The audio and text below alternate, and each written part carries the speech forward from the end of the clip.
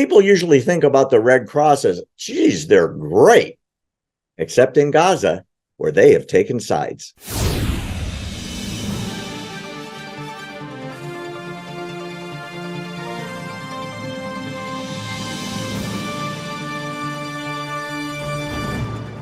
Speaking of Israel, Claire, the Red Cross has taken a lot of credit right now for helping facilitate the release of the Israeli men and women and children.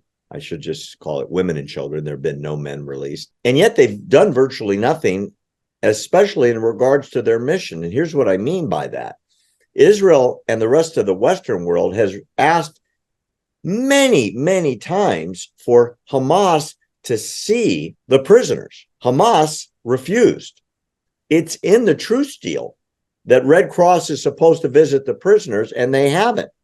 It turns out that prisoners being released back into Israel have now told the Israeli army in many, many statements, number one, on many days, all they got was a few pieces of rice and maybe a piece of pita.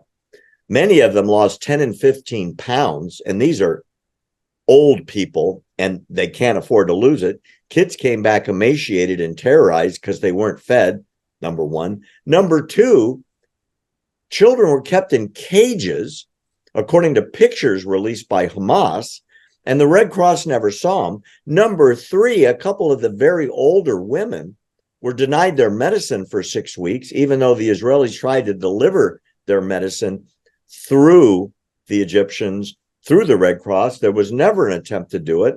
And one of the ladies that came back has been in intensive care because they thought and still think she may die from malnutrition, mistreatment, and lack of medical supplies.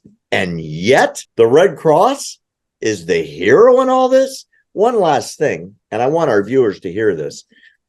The most horrific killing ground in world history is in Poland. It's called Auschwitz. And in 1944, the International Red Cross visited Auschwitz and put out a big statement that was on the front page of all the newspapers around the world. We visited Auschwitz. There's no killing here. It's not a death camp. It's just for people that have been displaced. And we visited them. They're fine.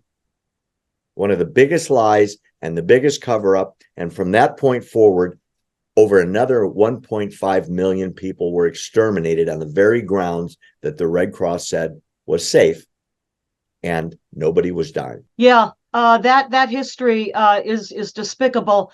And, you know, for all the good that the Red Cross has done in disaster zones, let's say, with earthquakes or floods or whatever, in this case, as in Auschwitz, in the case of Gaza, maybe they can say, well, Hamas wouldn't let us. Hamas refused to let us see the prisoners.